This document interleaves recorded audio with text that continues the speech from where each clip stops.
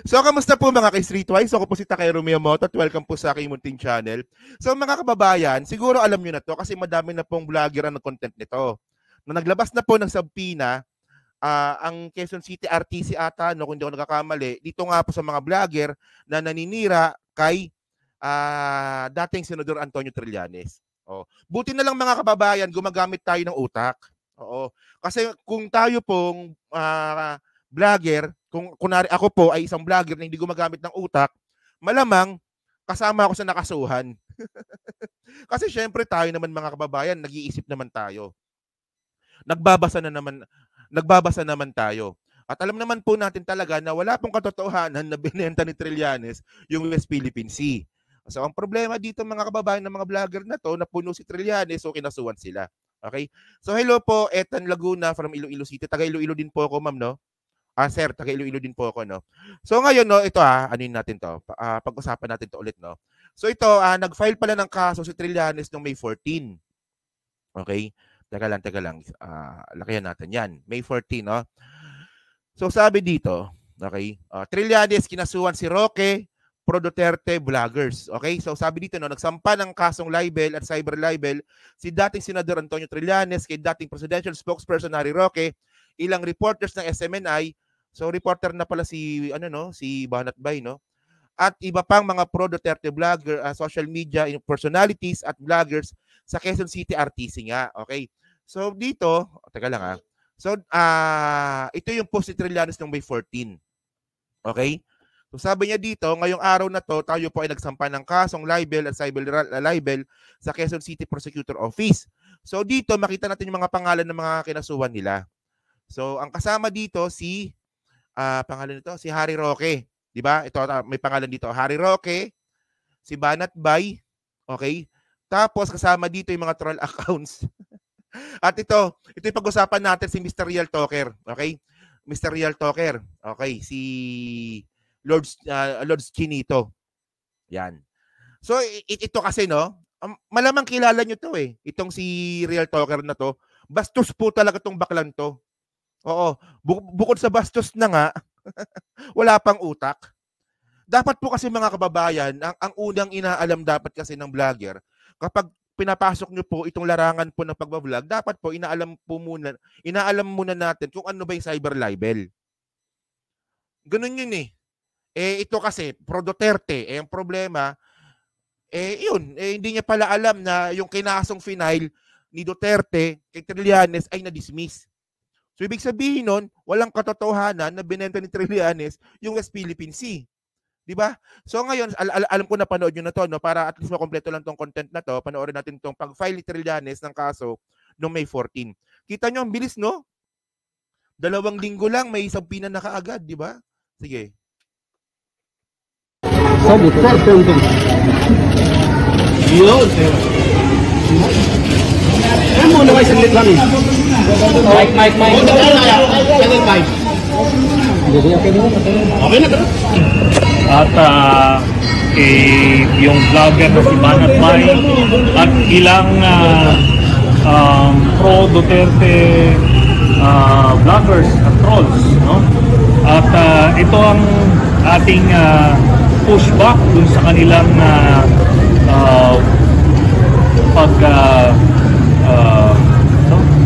pag-disseminate ng false information at mga fake news laban sa atin. At kaya ngayon nakita natin itong panahon na to ay makakakuha na tayo ng hustisya. Hindi natin ito inaasahan ng panahon ni Duterte, kaya ngayon natin naisipan yung file ito. So hello po Ma'am Rowena at kay Maricar Bravo, no.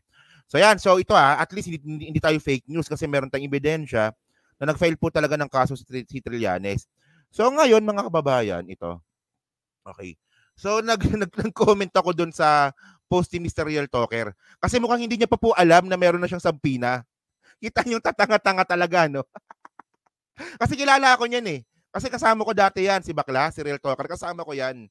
So sabi ko dun sa isang video niya, sabi niya, di ba, may subpoena ka na boy, mag-ready ka na ng abogado mo, tsaka pamasahe sa Maynila. O saan yung subpoena girl, nasaan, di ba? So ibig sabihin hindi niya talaga alam. Hindi niya alam na mayroon na siyang subpoena. Ayan ang sinasabi ko sa iyo eh, salita ka ng salita, wala ka palang alam. So sa hindi po nakakakilala, teka lang ha. So ito po yung subpoena na nilabas nga po ni Trillanes. Okay? So ang pinakita niya lang kasi dito si Harry Roque at saka si DJ Byron si Banat Bay. Oo, yan. So ito ay nasa cybercrime libel. So okay. So Quezon City Trial Court nga to, no? Ayan.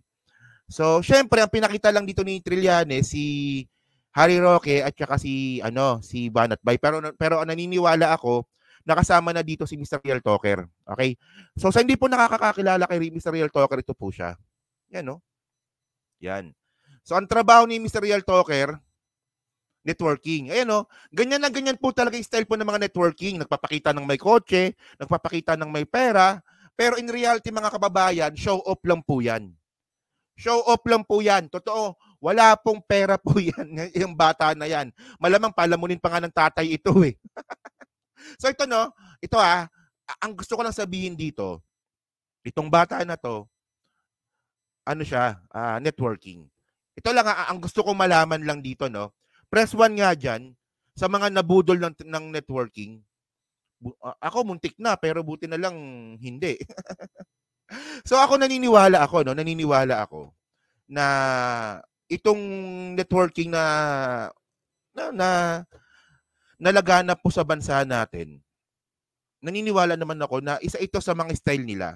Na kunwari nagpapakita ng pera, kunwari nagpapakita na sagana yung mga buhay nila, pero lahat po yan ay show off. Para po maingganyo yung mga tao na sumali sa networking. O di ba? Ang dami nag-press 1, di ba? So, yan, di ba? Yung sinasabi natin dito, yung produkto, hindi naman natin sinasabing peke. Pero yung style po ng pagbebenta ng networking, ano yan eh? Pyramiding po yan. Pyramiding po yan na nilagyan lang po ng produkto para maging legal. Diba? Ganun lang naman yun eh. Oh, ako nabiktima ako ng Sanofi. Yan, diba? Pyramiding yan. Oh, ngayon, ito. Oh, ito Real Talker. Oh, mukhang hindi mo kasi alam kung anong gusto yung pinasok mo eh. Oh, may kaso ka na. Ngayon, ang kailangan mong gawin, maghanap pa ng abogado mo. Pag ikaw, kumuha ka ng abogado sa PAW, tatawanan lang kita. Kasi pinapakita mo sa mga tao, marami kang pera. May mga kotse ka. Sagano yung buhay mo. Pero pag ikaw kumuha ka ng abogado sa PAW, tatawanan lang kita. Kasi ibig sabihin nun, budol yung networking mo. Hindi nga, di ba ganun yun eh. Kasi nagpapakita ka ng pera, dapat yung kukunin mong abogado dapat pribado. E tandaan nyo mga kababayan, yung nag-file po ng kaso kay Mr. Real Talker, kay Harry Roque, at saka kay Banat Bay, si Trillanes. So yung abogado po na tatanggap po ng kaso na to, hindi po papayag yan ng 50,000 pesos lang. Siyempre, abogado ka, papayag ka ba na 50,000 pesos lang yung acceptance fee mo? Siyempre, Trillanes yung makakalaban mo eh. Oh, si Harry Roque, wala na tayong problema doon kasi abogado 'yon.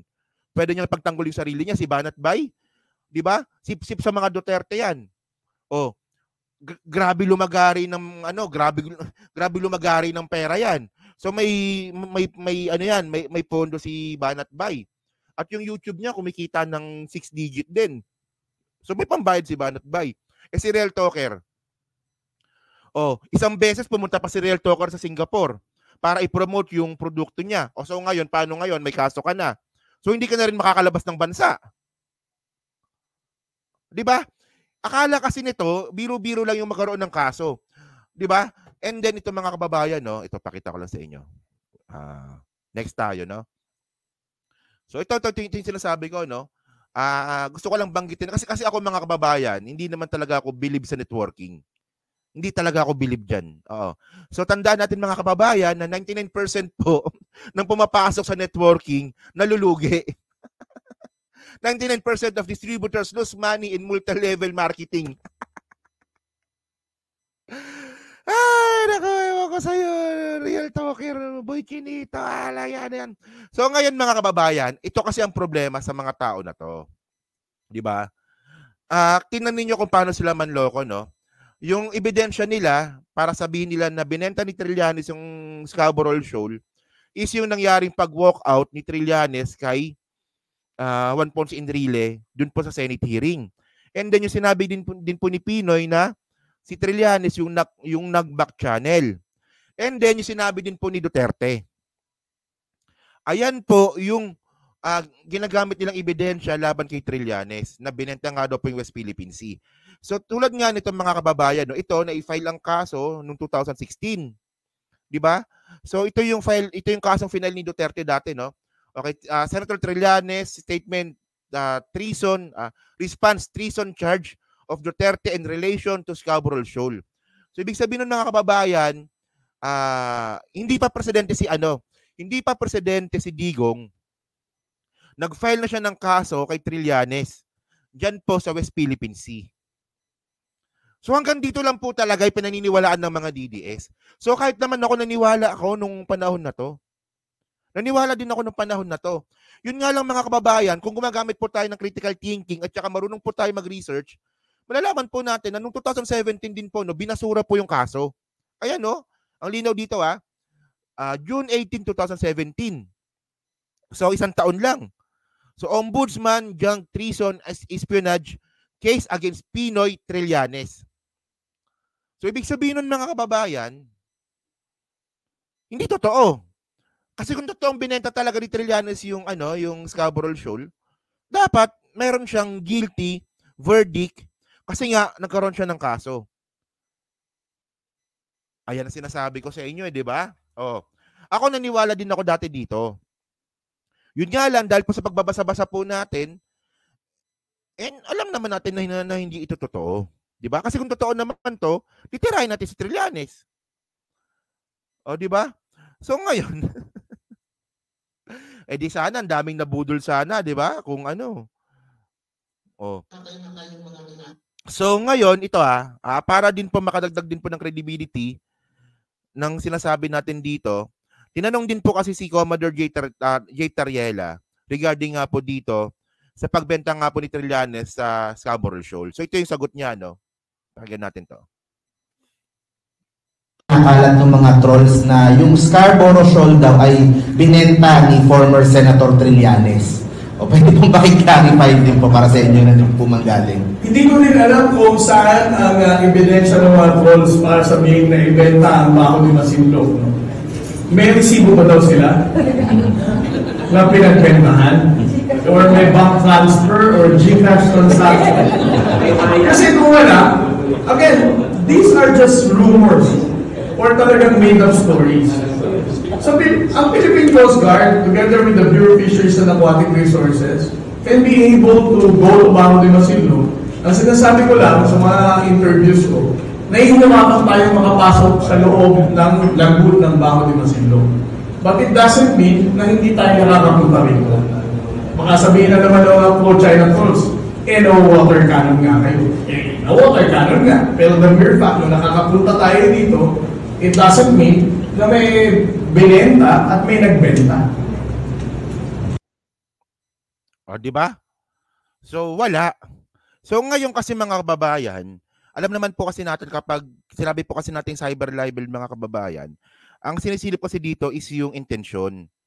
So, ito no, ako naniniwala naman kasi ako na yung ginagawa talaga ni Harry Roque at saka ni Banat Bay is merong intention na siraan talaga yung tao.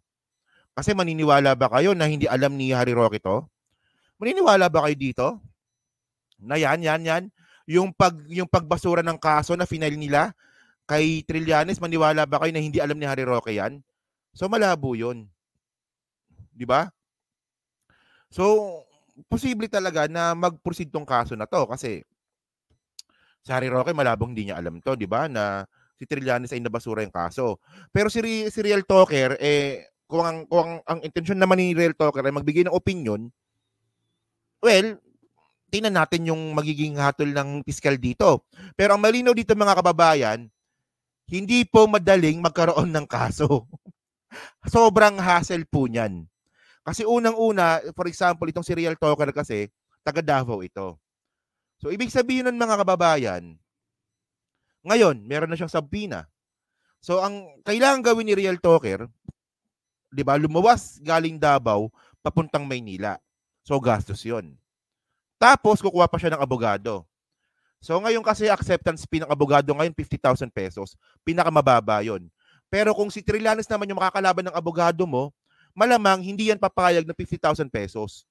Tapos, meron pa yung, bukod sa acceptance fee, meron pa yung, pag kinausap mo yung abogado mo, may bayad yun eh. Per oras, 3.5. Pinakamababa.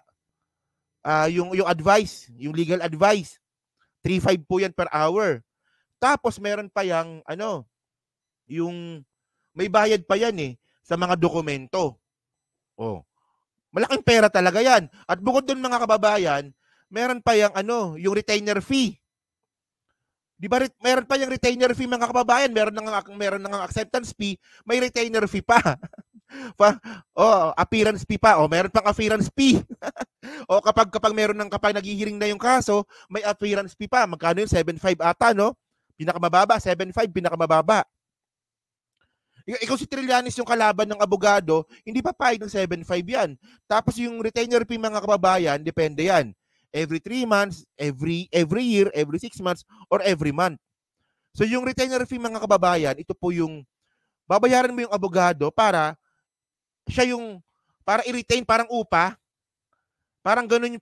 Hindi ko alam kung anong term pwede kong sabihin doon, pero para ipagpatuloy ng abogado yung kaso na hawak mo, na pinahawak mo sa kanya, merong retainer fee every month. Every month, every 3 months, quarterly, di ba? Annually, depende po yun sa pag-uusapan ninyo. Paano ngayon? Alam naman po natin na itong si Real Talker, pumupunta rin po itong Singapore para mag-promote ng kanyang produkto. Di ba? Sinasabi natin dito yung produktong binibenta ni Real Talker, okay naman yon. Pero yung networking, ako naniniwala naman ako na merong mali sa networking. So ngayon, paano ka ngayon makakapag-networking sa ibang bansa kung may kaso ka dito? So ang sinasabi natin dito, sobrang hassle ito.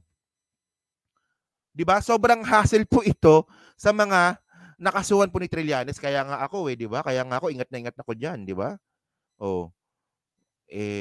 Syempre ayoko nang magkaroon ng kaso. Kaya nga kahit papaano pinag-aralan po natin yung cyber libel.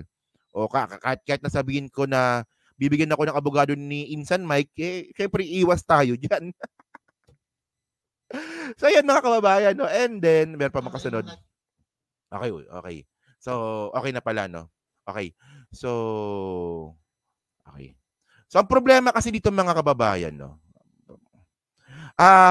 Ito pa pala, di ba? So, ngayon, ito malinaw dito. Si Harry Roque, kaya niyang i-sustain. Si Banat Bay, kaya niyang i-sustain. Pero paano na si Real Talker? Paano na siya? So, kanino ka hihingi ng tulong? Kay Digong. Ganun yan eh.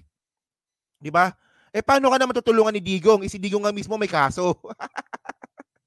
Siyempre, unahin ni Digong yung sarili niya. Di ba? Alam naman natin to, di ba?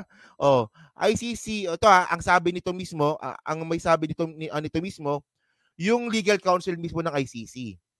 No, noong May 10, sabi dito, no, ICC Assistant to Counsel Attorney Cristina Conti said, the investigation into the Duterte administration war on drugs is now at the tail end. So pagkatapos nga po ng investigasyon sa war on drugs, uhulihin na po si Digong. So paano yon? Saan ka hingi ng tulong? Di ba, pinagtanggol mo yung Duterte tapos ang ending, pababayaan ka rin nila kasi may kaso rin sila. Yan, kay Baste, humingi ka ng tulong kay Baste. Yan, di ba? So ito nga lang, no? Ang gusto ko lang kasi sabihin dito, sakto to. Yan, no? Teka lang Yan. Ilang taon yung cyber libel? Pagkakakulong, 6 na taon. 6 years, di ba? 6 years to 12 years yun eh, yung cyber libel. And then mga kababayan, kapag ikaw po ay hindi ka pumunta dun po sa subpoena mo, magiging default po yun. Aakit po yung kaso sa korte. Yan, putulo siya kay Lacalle. Di ba? Yan, si Lacalle, wala namang utak yan. Talitalinuhan, wala namang alam. Di ba? Ganito mga kababayan, kapag yung subpoena hindi niya pinuntahan, aakit na yung kaso kasi by default. So, ang ibig sabihin nun, makakaroon siya ng warrant of arrest, so sakto makukulong ka. Mura lang naman yung bail. 20,000 pesos lang naman. Oo. Pero sakto to, 'di ba? Makinis, 'di ba? Gustong-gusto ng mga ano 'yan. Gustong-gusto ng mga kakosa 'yan. Powder or lotion? Yan na, so yan na, at least itong mga kababayan, ang gusto ko lang sabihin dito, lesson learned. Di ba? Kasi po, totoo po yung kaso. At malamang luluhod ka po talaga dito kapag kinasuhan ka kung hindi mo kayang lumaban. Ganun talaga yun, not unless na mag-sorry ka, aminin mo na tanga ka. Di ba, pasensya na kayo, wala akong alam, tanga ako, kaya ko nasabi yun. Pwedeng ganon, at least si Trillanes, mabait naman yan. Oh. Or ilaban mo sa kaso. Well, kahit na matalo ka naman sa kaso, nagkaroon ka naman ng abala. So yan, lesson learned. Lesson learned. So yung ngayon, yung real talker, naging real kaso. Ang ganda-ganda na pangalan, Mr. Real Talker. Ngayon, Mr. Real Kaso. Iyak. O, iyak ka ngayon. O, di ba? Tapang-tapangan sa content. Tapos ngayon, wala palang alam na may sabpina na pala siya. Ayan, hindi niya nga alam, oh. Sabi niya sa akin, no? Oh. Saan yung sabpina girl? Nasaan? O, di ba? O, ngayon, mag-ready ka na. Di ba? Yan kasi, yung pagbablog po kasi, hindi kasi pwede puro yabang lang. Dapat po kasi ginagamitan po kasi talaga ito ng utak. Kung puro yabang ka lang at puro ka lang galit sa buhay, makakasuhan ka talaga. Di ba? So yun mga kababayan, no? So dyan po sa 1,500 po na nanonood. Sa hindi pa po nakakapag-like, palik na lang po ng video po na to. Dyan po sa Team Replace. Ano nga po masabi nyo nga po dito sa PINA na pinalabas nga po ni Trillanes dito nga po kay Banat Bay, kay Byron Cristobal at saka dito kay Real Talker. Oh. Kay Real Talker muna tayo nag-focus ngayon kasi mukhang siya talaga yung kawawa dito. Well, ano lang, sabihin mo lang na mali ka, di ba? Pwede tayo mag-fundraising para sa abogado mo. Sabihin mo lang, sorry, mali ako, di ba? Okay. So, pa-comment lang po sa baba at binabasa ko pong lahat yan. So, maraming salamat po sa inyong lahat. And then, next topic po tayo. Okay?